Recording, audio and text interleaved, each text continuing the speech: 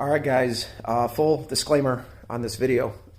It's going to be long. It's mainly me talking, uh, but just hear me out. There's a lot to it. And again, the times are very interesting right now. We're nowhere near being normal on the tail end of this COVID crap.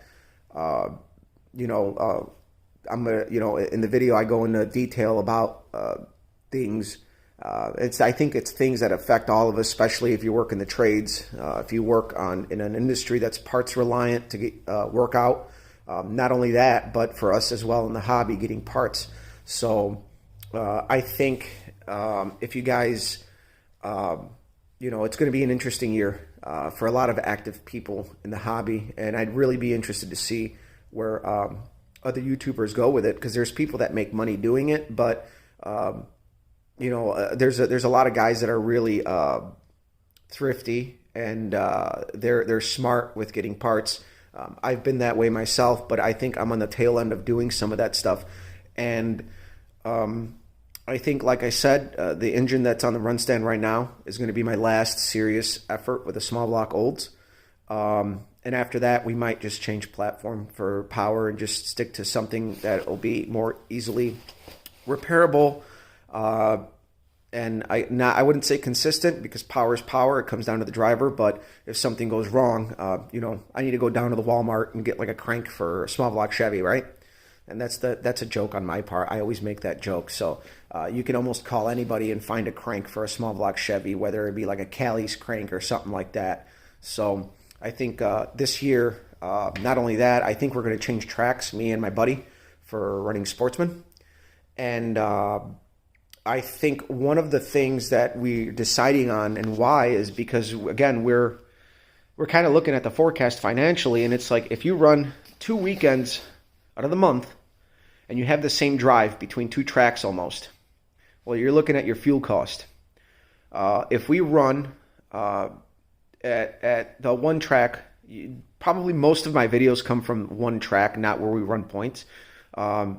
So that track runs a solid weekend of points races, but you race once a month. So you're not towing twice a month, you're towing once a month. And we have resources real close to there. We got friends, and we have the possibility of storing our vehicles real close to the racetrack, to the point where we would almost just eliminate the towing, and we would just need to ride up there. And that's kind of what we're shooting for. So on that end, again, forecasting this year financially, I'm trying not to spend a lot of money. I'm trying to keep my costs down, and I think that's going to be a big reason why I make some of the choices I'm going to make here soon. So I'm going to take my mug off of here for now, and kind of flip the camera and talk to you guys a little bit. So, all right, guys. Matter at hand is, today I'm going to clean this up, start getting it ready to paint. And the reality is, we are so overwhelmed at work, and we're so dependent on parts, and cars are sitting, and it's like, when we get parts, it's like, put the fire out.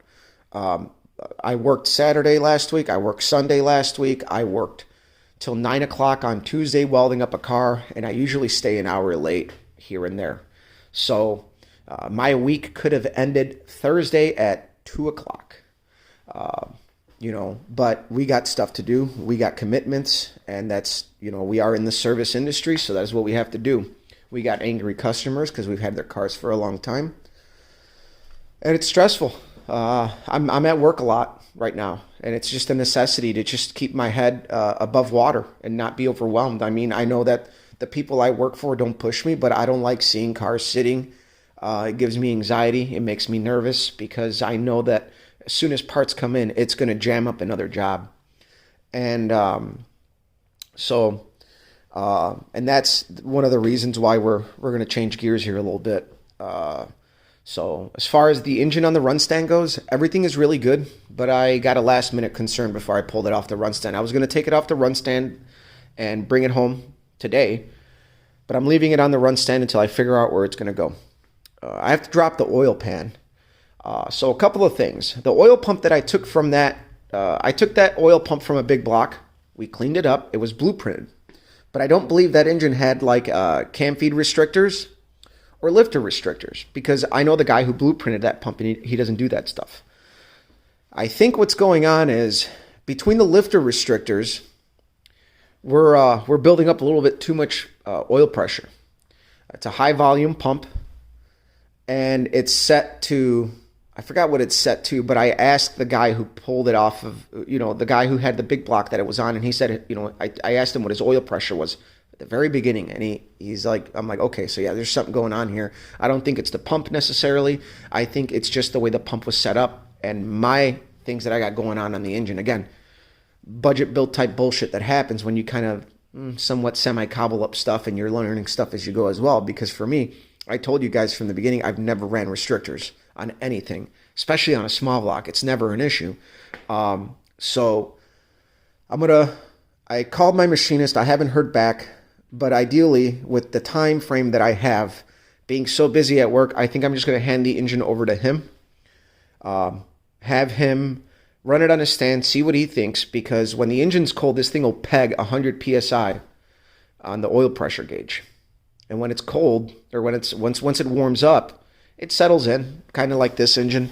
This engine has never produced over 50 pounds of oil pressure at idle cold. It's always been like 42, 43, and when it's hot, it's like at 30 at a light, if the idle is stable. And then on the big end of the track, it'll be at 60. I spin it to 7,000, but that whole 10 pounds per RPM thing, I think, is more if you're going to be living on that RPM for extended periods of time. This thing will hit 7,000 RPM for a little bit, like a split second, then you shift and it's back down, So this thing has lived very well. It's been a great engine. It's been in there already, coming up on 4 years. Because I got this engine in the year before my wife and I got married, and we've been married almost 3 years now. So it's coming up on 4 years. It's been a great engine.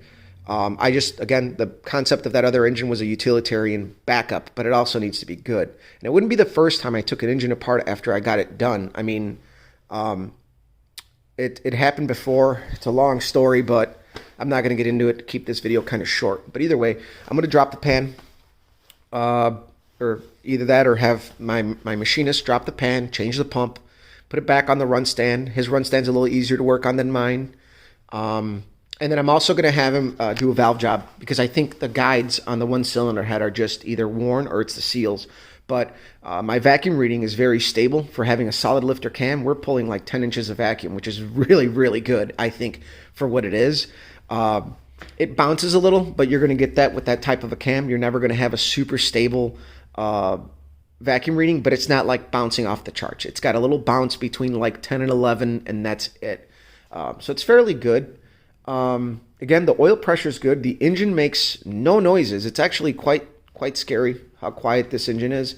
I rev the shit out of it, and the thing just wants to spin and go. And granted, I got it on a run stand, but I've been hammering on it, and there's no major crud in the oil filter. I think I'm still pushing out whatever was residual, because again, I didn't have that block cleaned. I cleaned it myself, and hindsight's 2020. I probably should have had somebody clean it, but again, push comes to shove, no machine shop wanted to push me in and out. I would have been on a waiting list, which, again, it is what it is. My machinist cleaned the block, I cleaned the block, and again, the fact that we have many components from different engines on there, I'm sure we're still washing stuff out. But the pleats on the filter are clean. I may get a flake here or there, but it's not like Goldschlager. Like the first filter I pulled from that engine was just, anything that washed out from the engine was just, it was bad. So I changed the oil. We're on filter number 4 now. Filter number 3 was very clean. There was only a couple of little pieces of debris in there and some very, very, very fine particle, which you're still going to get, still a fresh engine.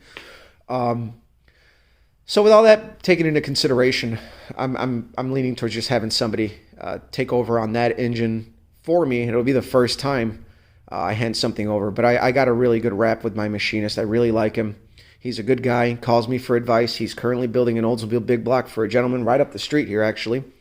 And he calls me up to ask me questions, which I like. So I think he also talked to me about switching. We talked about switching power plants.